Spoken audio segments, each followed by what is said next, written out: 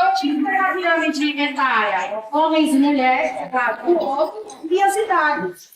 Quando a gente olha assim, os gráficos não são coisas para assustar a gente, não são. São coisas para informar uma imagem. A gente bate o olho e entende, fazendo com mais homens que mulheres. A gente olha para lá, aparece um pouquinho mais de homens que mulheres migrantes. Outra questão, o grupo jovem, jovem adulto, é maior e é maior que outras faixas etárias. Então, tem mais homens de cidade antiga, né? Não sei se esse é o melhor termo, mais homens até 40, 50 anos, 19 em diante, tem mais homens que mulheres e tem mais homens nessas do que outras, né? Quando a gente vai entrando tem mais mulheres que homens e esse é um fenômeno mundial e a migração também acompanha esse fenômeno, tá bem? Se der para passar depois dos gráficos, vocês conseguem dar uma olhada hoje, tá? Então vamos falar rapidinho o que a gente viu aqui sobre imigrantes não naturalizados e naturalizados em Belo Horizonte. Cresceu os números de 2010, de vocês para cá, o que vocês acham? Sim. Cresceu mais em Belo Horizonte ou na região metropolitana? A região metropolitana? Quem acha que cresceu mais em BH? Quem acha que cresceu mais na metropolitana? Está meio empatado, né? Quem não está achando nada? Quem acha que cresceu mais nos municípios do Polar Metropolitano? Mais distante um pouquinho da BH. Então, vou dizer para vocês o seguinte. Mas olha, depois vocês salvam. Vou pular essa parte e vou direto ao ponto. Como eu disse para vocês, se a gente volta onde tem mais imigrante, onde tem mais? PH. PH contava em 2010, 8.102 migrantes. Agora, em 2022, o censo, olha só, 1.100 vamos arredondar para 9.000. Tá? Então a gente cresceu aí 8.975. Vamos arredondar. Né? Cresceu, foi muito. Foi muito, é pouco. Já vai para a região metropolitana. Quando a gente fala da metropolitana, olha só quem aparece. Ventinho, aparece Contagem, aparece Esmeralda. A gente vê assim, quem sabe? Reuniram sua família lá. Quando a gente olha para esses municípios, olha só, 2010, 2.100 migrantes, pessoas migrantes, beleza? Guarda aí. 2022, 5.400. Você percebe? Então cresceu isso sem Belo Horizonte. Belo Horizonte compõe a região metropolitana, mas aqui eu estou tirando Belo Horizonte para olhar só para os outros 33 municípios. Claro, é muito mais município, né? Mas a gente percebe o quê? Ao invés da migração crescer mais em BH, ela cresceu mais na região metropolitana. E bota aí, Contagem, Esmeraldas, Gotinha, eu vou falar no final. Ribeirão das Neves cresceu muito a população migrante, tá? Quando a gente olha só para o Polar Metropolitano, Luciana, deixa eu ver, o Polar Metropolitano, rapidinho, só para vocês saberem, ó. Barão de Cocais, Belo Vale, Bom Fim, Campina de Minas, Finlândia, Inhaú, Itabirista, Itaú, Moeda, Pará de Minas, Prudente de Moraes, Santa Bárbara, São José da Barrinha e Sete Lagoas, que eu acho que a antes da pesquisa que era da região metropolitana, é Polar, tá? Quanto tinha lá em 2010? 400, estou arredondando. 2022, 800. Nossa, tá? São municípios pequenos. Cresceu bastante, tá? Se vocês conseguirem, não sei se dá para ver aqui no computador, aqui a gente tem BH é o laranjinha, região metropolitana é o azulzinho, esse mais escurinho aqui é o polar. Né? 2010, 2022. Vocês veem que BH sempre mais migrantes, os outros menos, mais de assim, dobro, eles estão bastante, tá? Agora, para finalizar, eu vou compartilhar com vocês o percentual de crescimento. Olha só. Brasil, de um censo para o outro, 70%. Cresceu 70%.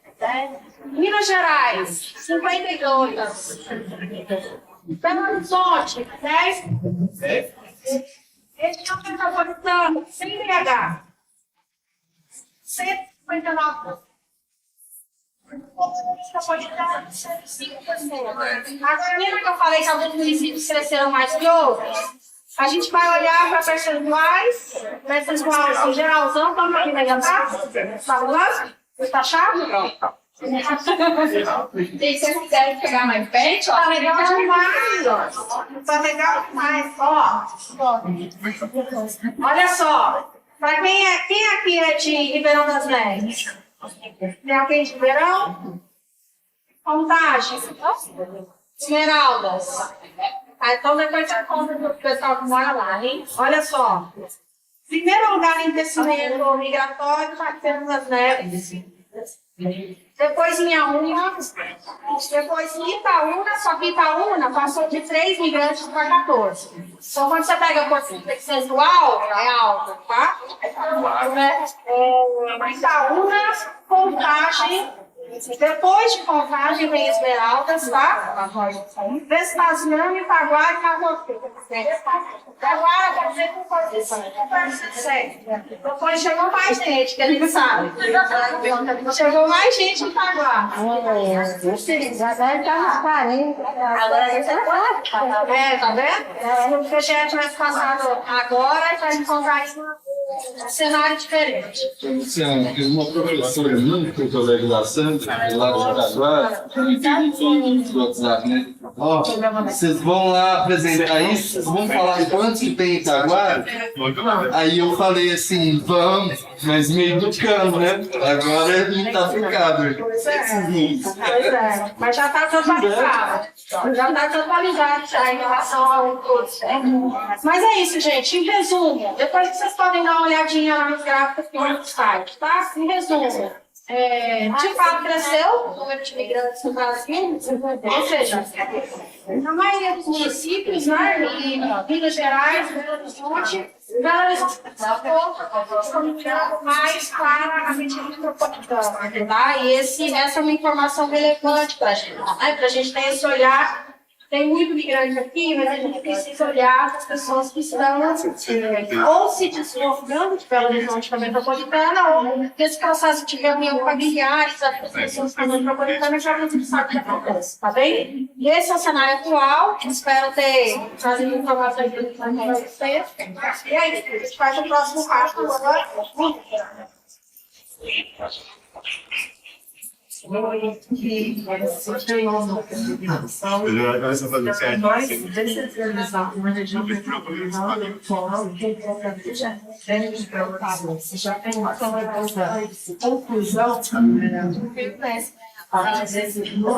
Em números absolutos, Belo Horizonte concentra a maior população imigrante geral.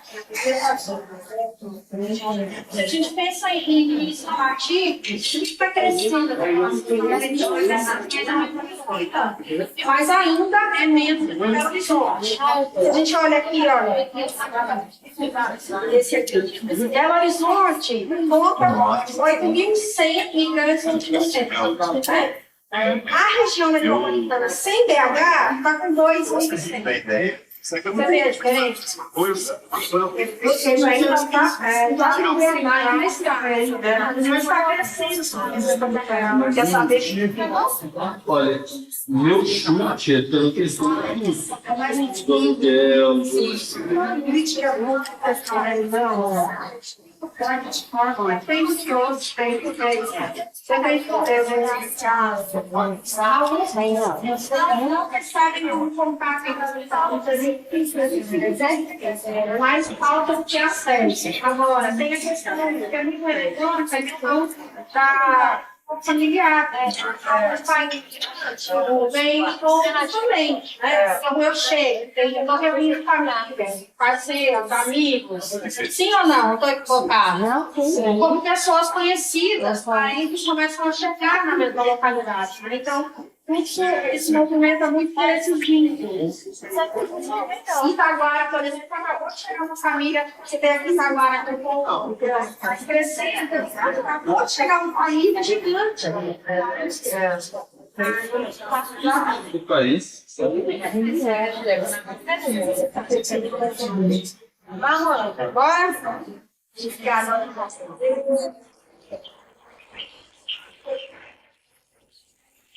Não, gente, agora agora todo mundo tá com papelinho na mão? Papel e caneta tem? Caneta a gente empresta. Cadê? Tem duas ali. A terceira tá bom. Vamos responder o seguinte.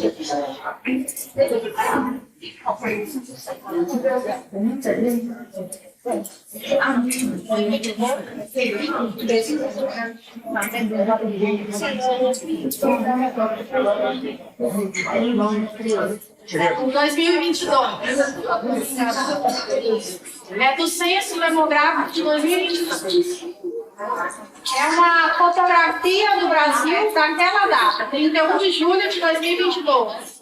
Quem chegou depois, não conta. Ah? Aí não são só os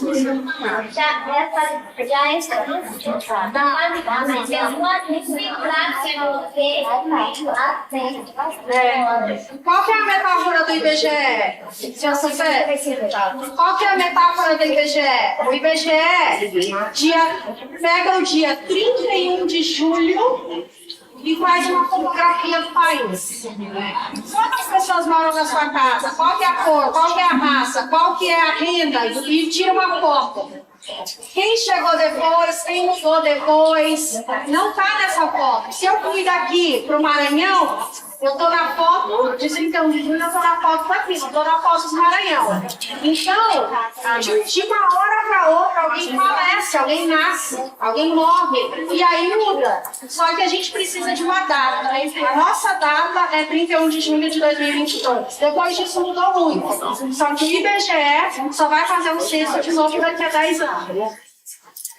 Tá bem? Então vocês estão com o papelinho na mão. Vamos começar.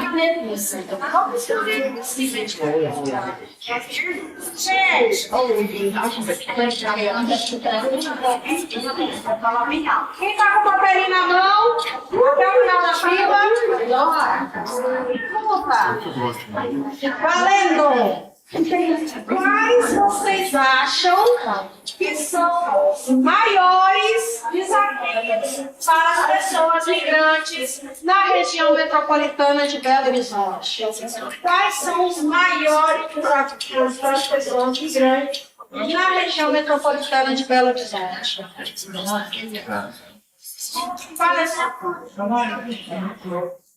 Anota, escreve aqui todo no papelzinho, gente. Ele sabe o show. Guarda aí. Só, você. Só, então, gente. Pode ser, se quiser mais, é o maior. Tá mudando, vamos pular. Não vai melhorar. Aqui tem mais caneta sobrando, ó. Pode resumir o maior desafio? Que na real, se a gente pensa, vai fazer linda. Vai fazer, não para de escrever. Vamos resumir dois, mais, os maiores desafios que vocês acham que as pessoas migrantes enfrentam.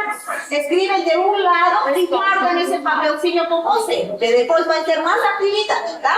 Enquanto você está pensando ali, eu vou convidar a Rosy, que foi uma companheira. É uma companheira haitiana, ela está participou da equipe das entrevistadoras. E eu de que se sacou essa pesquisa? Para que a gente fez essa pesquisa? Porque, enfim, deixa o compositor. Bem alto. Bom dia, pessoal. Aí, pega o meu casal aqui lá. Já pessoal está um pouquinho mais distante, conseguimos ouvir. Então, pessoal, 4 meses eu tinha Fala mais alto. Fala mais alto. há 4 meses eu tinha maravilhosa pesquisa e ouvi falar para ele que será importante. E hoje eu vou ter oportunidade também de conversar uma coisa nova para mim, que são perguntas de muitas pessoas que nós precisamos sempre fazer para nós no início da nossa consulta. Opinamos qual é o objetivo de nós muitos, eu não sei se tem alguém aqui que já pediu a câmera, está estudando. Eu tenho muita rotina aqui, eu conversei com muitas pessoas, eu tinha maior prazer de conhecer muita personalidade, muitas que. É tanta história que o nosso coração não abre para e eu já respondi com várias pessoas, eu vou explicar para vocês também qual era a nossa objetivo com essa pesquisa. O nosso objetivo era para entender, ouvir os imigrantes. Eu também sou, né? Eu sou haitiana e eu sou uma mais completa há 9 anos. E eu posso, uma das coisas que eu posso dizer quando uma pessoa, alguém está respondendo uma pergunta para mim, muitas vezes eu me vi dentro dessa pessoa que está falando. Então, nosso objetivo era entender a realidade social, cultural desses imigrantes que estão falando na região metropolitana. E são tantas histórias, gente. São tantas coisas que nós ouvimos, a realidade.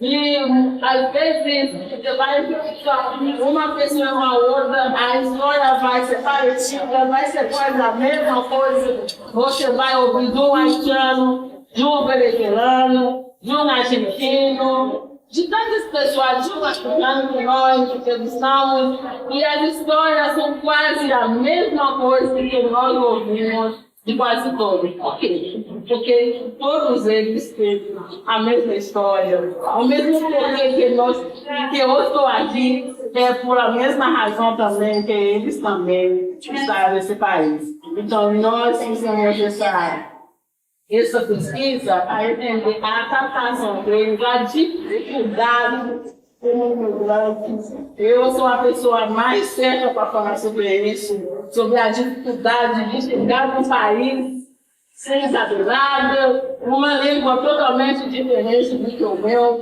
O meu país tem 2 línguas oficiais, que é francês e haitiano, que não tem nada parecido com o português. Aí eu posso entender um imigrante que chegar num país, quando eu cheguei, eu não sabia nem falar bom dia em português. E isso faz que eu me coloque no lugar de cada pessoa que eu nessa pesquisa. Aí a pergunta, muitas fazemos, eu acho que muitas pessoas estão pensando, por quê? Essa pesquisa. Porque nós vamos fazer qual é a ativa, nós tínhamos para começar essa pesquisa. Então, eu vou ter a pessoa estava conversando com vocês sobre então, que a população migrante cresce muito na região do isso é um dos motivos sobre o crescimento do migrante. Essas pessoas que estão crescendo, essa população que está crescendo, qual é a demanda deles? Eu fiquei pesquisando, porque querendo ou não, nós fomos parte dessa cidade. Essa cidade faz parte de nós também. Nós trabalhamos, estudamos naquela cidade. E muitas vezes nós todos sentimos que nós não somos nós, Ninguém está aí pra gente, ninguém não está nos vendo. E isso é esse sentimento muito espiritual da polícia. Ninguém está me vendo, ninguém está aqui para mim. Não importa o que acontece comigo, não importa como eu estou sofrendo, não importa como que a vida é para mim, ninguém está aí para mim. Isso é o sentimento de muitas pessoas passam para nós que estamos nessa pesquisa durante esses 4 meses. E um dos pontos que nós estamos acolhidos, porque o nome da pesquisa já fala. Se você não ouviu, se você não conhece a população imigrante que está aqui hoje, qual é a demanda deles, qual é a realidade de vida deles, como nós vamos preparar para o próximo geração, muitos de nós têm filhos nascendo nesse país que é nosso futuro, nosso levante, né? Eu tenho 2. Eu tenho minha filha aqui, outro pedido que não me conhece, é meu também. E isso é uma dos porquês que nós estávamos querendo. E muitas vezes nós entendemos que é muito chato. Ficar perguntando a pessoa sobre a vida. E a pesquisa, gente, tinha a ver com a realidade. O que os imigrantes têm? Por isso que muitas respostas que nós recebemos, nós ficamos emocionados, nós, às vezes, ficamos chateados com a vida dos outros, nós estamos melhor ouvir, mas que nós também participamos da realidade, é a realidade dos imigrantes que nós ouvimos. E foi uma coisa bem significativa. Eu acho que nesse momento que eu passei eu vou levar muita coisa nessa pesquisa. Foi um momento muito bom, muito tempo, muito específico. Depois do preconceito, o que a gente faz? Depois de tanta demanda, tem coisa que nós precisamos viver, tem coisa também que deixa feliz, onde não é assim que nós queríamos ouvir a realidade. Como que eu fazia isso? As pessoas, às vezes, têm sentimentos, ninguém está aí para eles, ninguém está aqui, por que eu parar de fazer uma saúde que já me esqueci? Ninguém está aí para eles. E o que nós vamos fazer? Nós vamos buscar com aqueles todos esses relatos, esses vidas, esses compartilhamentos de vida, que já nós ouvimos. Nós buscamos conexões de localização social e família na região. Uma comunidade que comenta elaborar esse projeto que com a solução para o problema que precisamos ajudar. Então, tanta coisa que o tempo de tempo, seu mundo, diário, que não está falando, que não tinha ajudado, tem tanta dificuldade que precisa.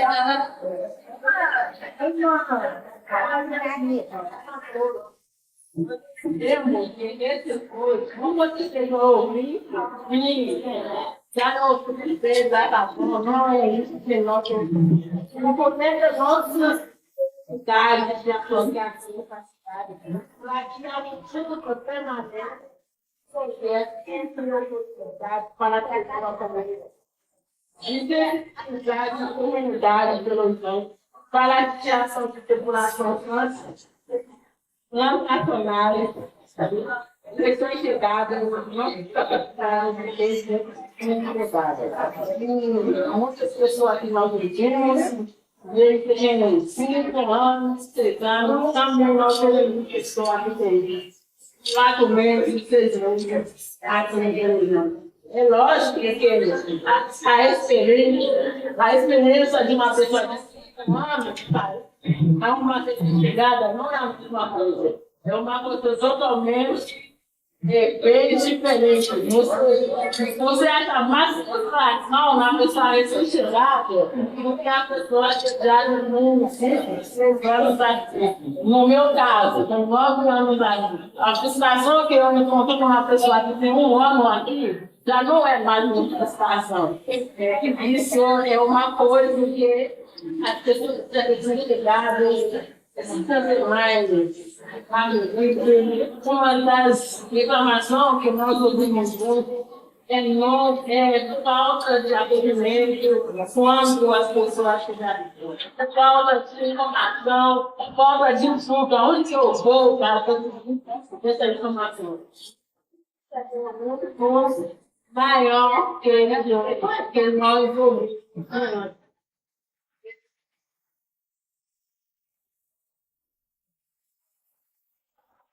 Como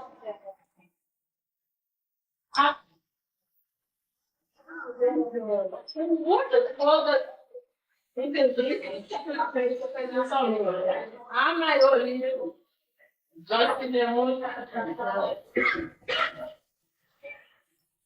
a maioria nós tivemos online. O que nós fizemos?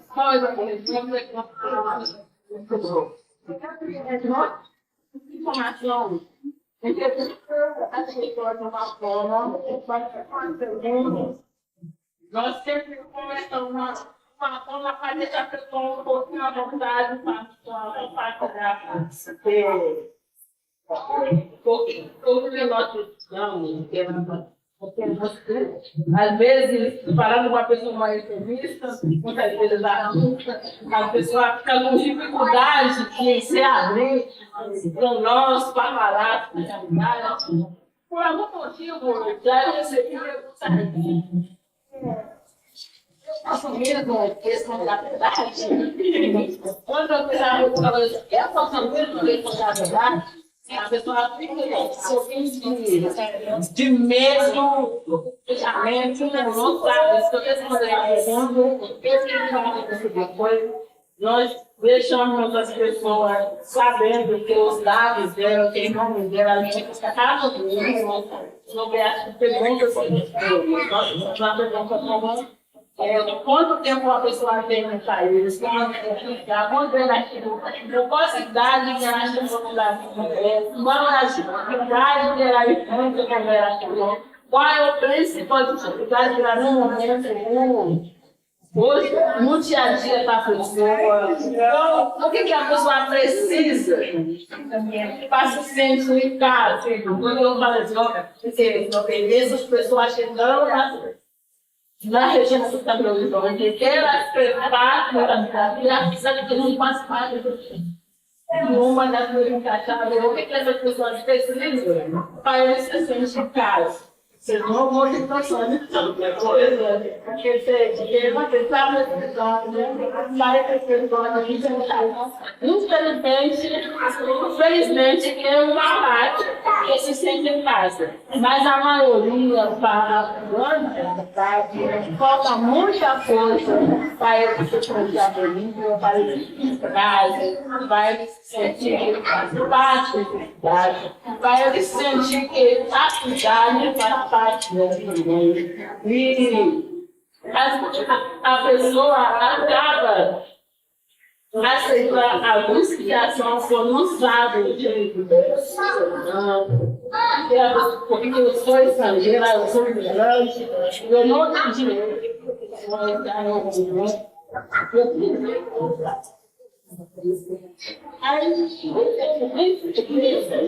Se você de parar, de expressar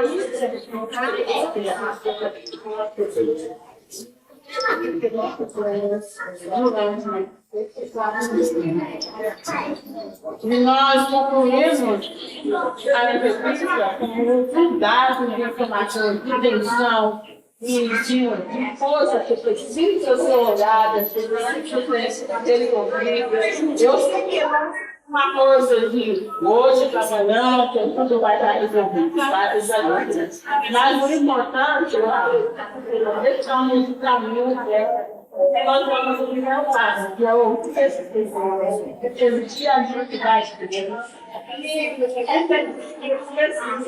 E eu acredito que esse pessoal de vai ser as perguntas delas, o que elas estão reclamando, que não está certo, que não está no jeito que elas estavam querendo para sustentar. Eu estou terminando a dizer sobre o meu desejo para esse pessoal que não ouve da gente, que está faltando uma coisa, passa sempre na política, passa sempre sentado, quando eu encontro a pessoa, eles se encontram a pessoa que entende. E ele conta também, ele tem uma organização, que eu não posso também, para ele no caminho certo.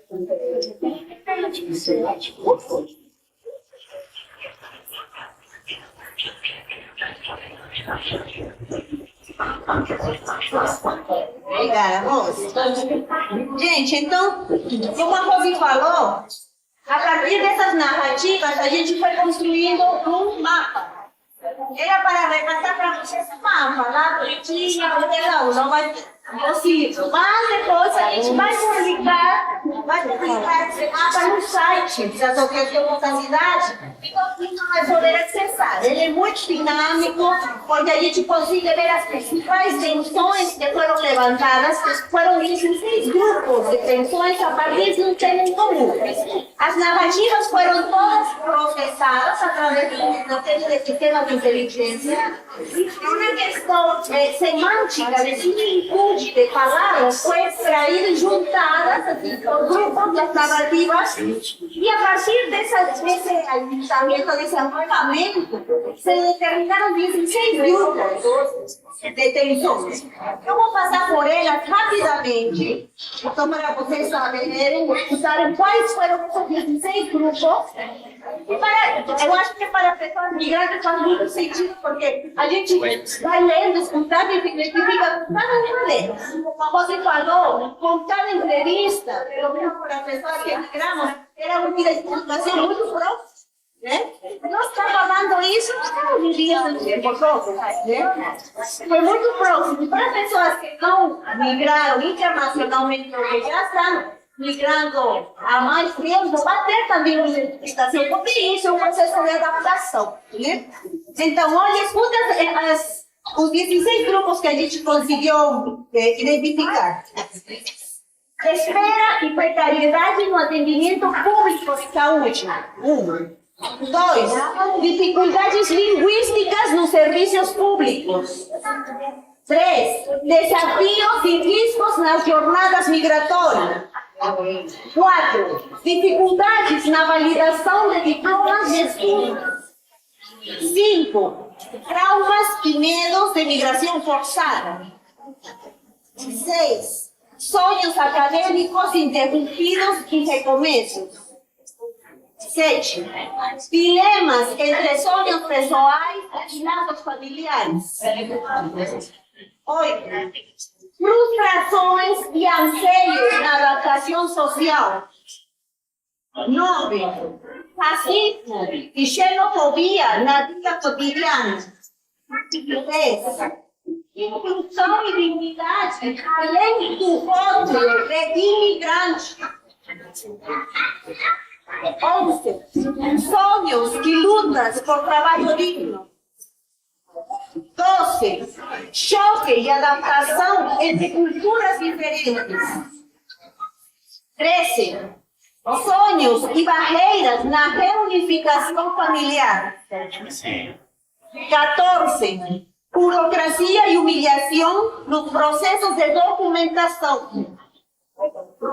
15. Dificuldades nos sonhos financeiros. E 16. Desafios e progressos no aprendizado português. Foram as 16 sessões identificadas. Vamos a falar rapidamente sobre aquelas 5 que concentraram a maior quantidade de narrativas. A gente poderia falar de todas elas. E daria para ficar aqui um dia inteiro, mas não podemos. Então, decidimos priorizar aquelas 5 principais.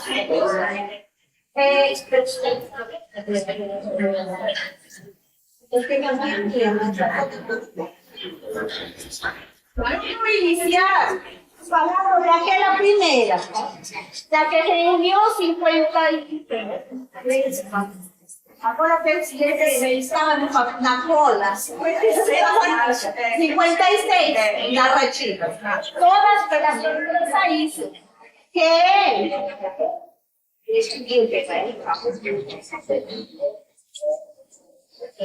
é inclusão e dignidade além do rótulo de imigrante. Quando vocês acessarem a ferramenta que vamos a colocar na Associação Nossa Cidade, quando vocês passem no banco, um sinalizador sobre esse grupo, vai aparecer o seguinte: o resumo de quais foram os temas que apareceram nesse ponto.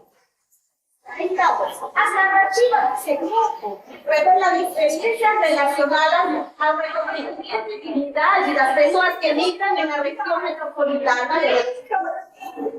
abordando aspectos de inclusão social, educacional, profissional.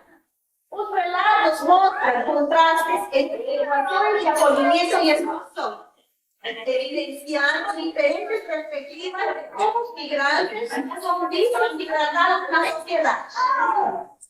Que pontos de tensão que a gente destacou nessa questão?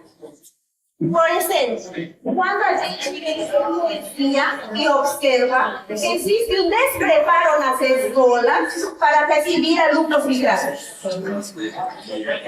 Também quando nos processos seletivos de trabalho existem dificuldades de relação a esses processos. Quando faltam políticas específicas para famílias migrantes, quando nos reduzem e falam de nós como se fôssemos migrantes. Olha ali a migrante aquela. Olha ali aquele migrante. O estrangeiro. O estrangeiro. Piorou ainda. Estranho, diferente. Então, nós estamos indo a uma categoria. Nós somos pessoas como Migrante é um adjetivo, não é um substantivo. Então, nós somos pessoas que migramos. O migrar é uma característica de nós. Não é um rótulo, não é um selo na nossa testa. Então, também esse tipo de narrativas foram consideradas dentro desse grupo. O uso inadequado de histórias pessoais dos imigrantes. Quando utilizam nossas histórias, as pessoas misturadoras, guerreiras. Não é assim que funciona. Reduzir a pessoa a uma categoria de ser uma mulher mais, sobretudo as mulheres, né? Uma característica muito colocada para as mulheres mais guerreiras. Quando está descontextualizado. Nossa, como é você humilde, meu filho migrante. Tem uma série de manejo de discurso. Eu gosto de criar cooperativamente. Onde são cooperativos? Olha só.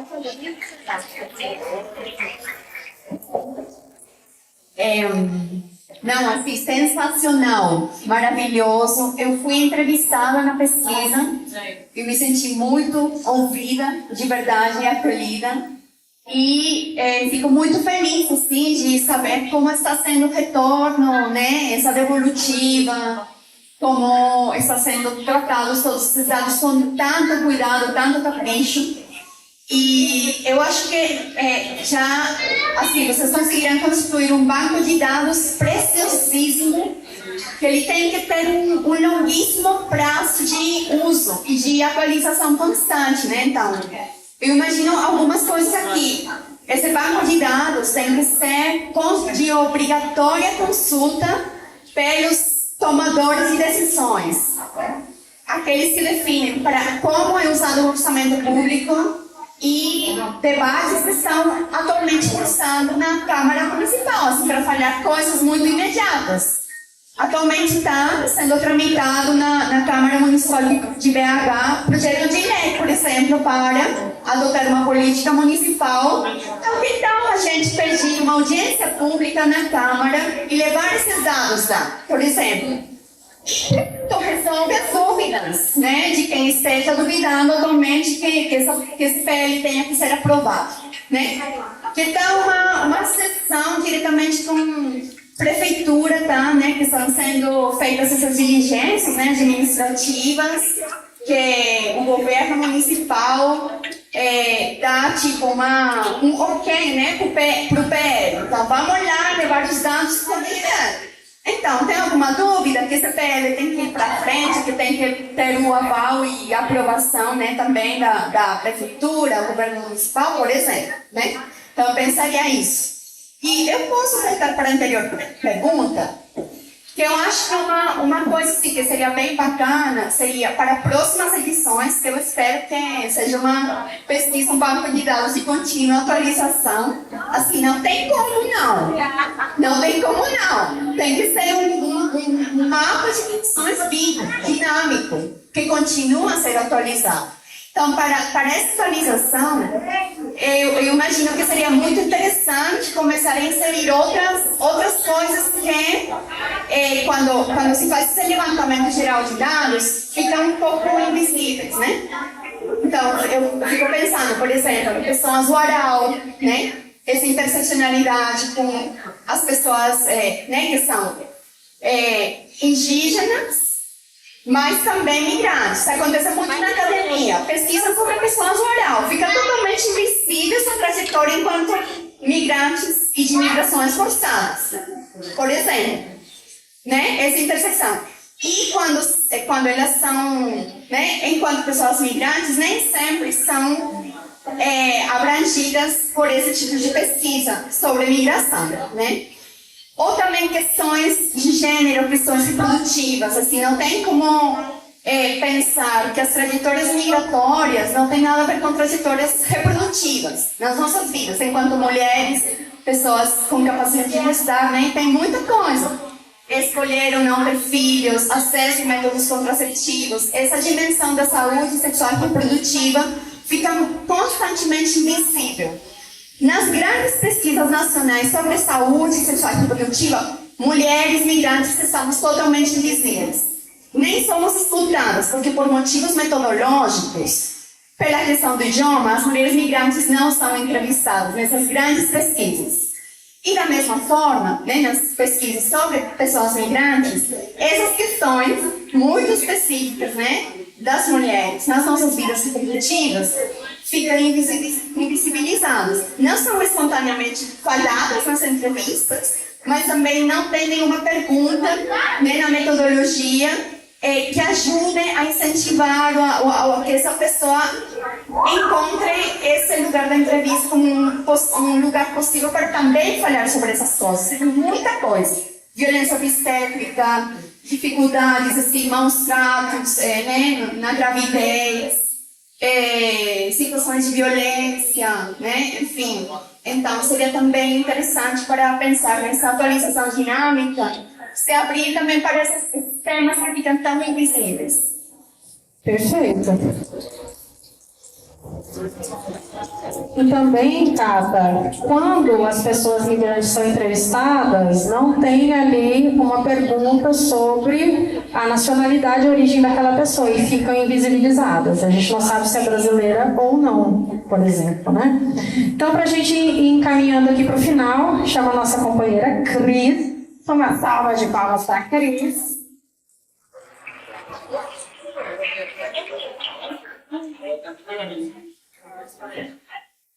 Estou de novo nervoso.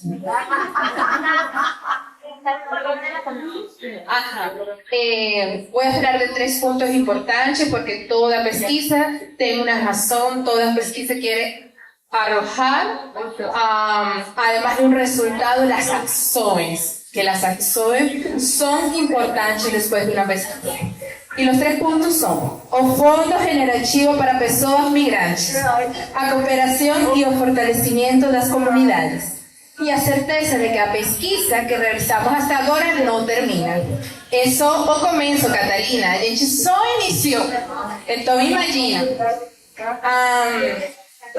Eu vou falar aqui como uma pessoa migrante. Sou da Venezuela, tenho 8 anos aqui no Brasil. Como alguém que carga na pele e no coração o desafio de recomeçar em uma terra nova. E por isso que acredito que a criação do Fundo Generativo é um passo histórico, porque ele não é apenas um recurso financeiro, ele é um acto de reconhecimento. Reconhecimento de que nós não somos apenas números ou histórias de vulnerabilidade. Nós somos sujeitos de direitos, com saberes, talentos e projetos que merecem ser fortalecidos. Nós somos sujeitos de direito fortalecido. Esse fundo é um espaço para transformar sonhos em realidade, que era uma das perguntas da entrevista. Qual é seu sonho agora que você está aqui? E trajetória individual em projetos coletivos de futuro. Mas eu sei, e a gente já sabe, que nada disso se construi sozinho. O fundo só terá impacto verdadeiro se for baseado na cooperação. Cooperação entre nós, pessoas migrantes, mas também com a sociedade civil e com instituições que caminham ao nosso lado. Fortalecer comunidades significa justamente isso. Dialogar, criar vínculos, trocar experiências e valorizar nossas diferenças como potências. A emoção. Cada projeto apoiado pelo fundo não é um resultado isolado, gente. Detrás está todo esse equipo maravilhoso querendo fazer que isso seja uma realidade. É parte de um processo mais amplo de fortalecimento mútuo e de transformação social. Esse caminho começou com a pesquisa. Ouvir para bem receber. Eu amei esse nome.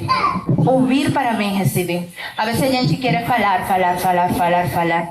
Mas na escuta, a gente encontra essa fortaleza.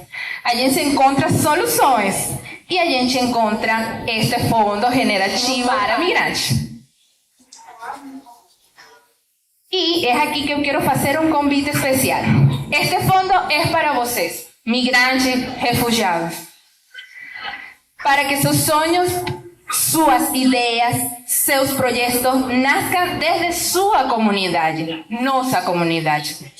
Se você tem uma proposta, se você deseja transformar sua realidade e a de outras pessoas, apresente seu projeto.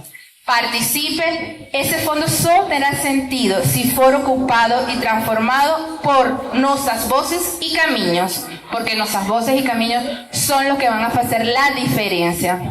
Quando Rosy falava, Cristina falava para todos nós, é diferente a pessoa que chega, a pessoa que já tem 8 anos. É verdade, é muito diferente porque a gente já conhece a manha. Então a gente já sabe como apoiar a outros migrantes. E eu quero falar para vocês que esse fundo está constituído, os curadores são todos migrantes. Tenho a Rosy, que é da Haiti, temos a Katy, que é do Congo, temos eu, que sou da Venezuela. Então, a gente está chamando você a participar. A gente quer criar projetos com cada um de vocês. E para terminar, quero falar o seguinte. Eu acredito que o Fundo Generativo, a cooperação comunitária e a pesquisa-ação formam um tripé que nos sustenta. Ele nos lembra que o futuro que queremos não se improvisa, ele se construi. E se construi coletivamente. Migrar não é apenas partir, migrar também é semear, lançar nossa semente. E juntos com este fundo, com nossas comunidades, nós podemos semear um futuro mais justo, mais digno e mais humano para todos e todas. Todos. Obrigada.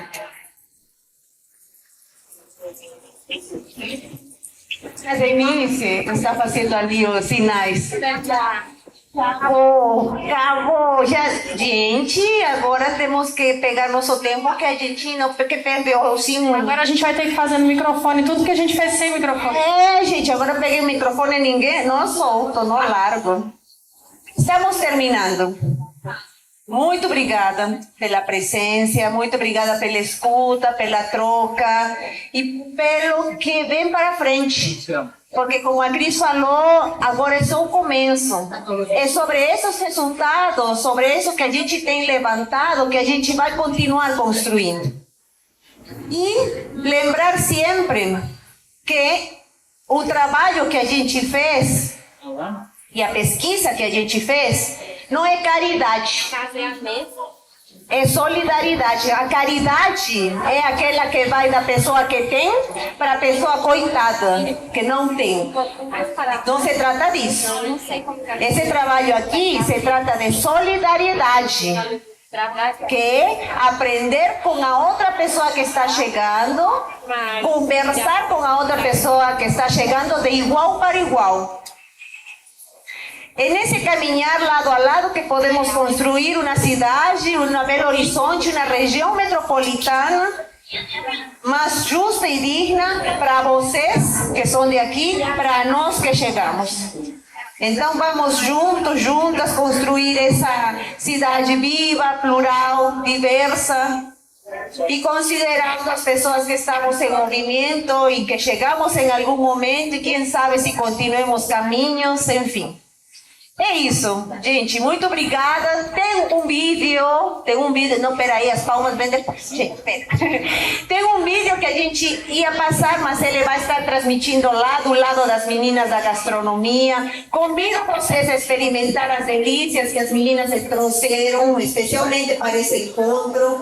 Convido e chamo o mundo para seguir falando. Gente, peraí, não é o papelzinho, deixa sim, por favor, entrega para Sandra. Todo mundo pede um papelzinho para vocês se inscreverem. Isso, se vocês conseguirem completar no papelzinho, o que vocês acharam? O que vocês querem fazer nesse encontro? Vai ser muito bom para nós, como um registro. E é isso. Cadê o Luno?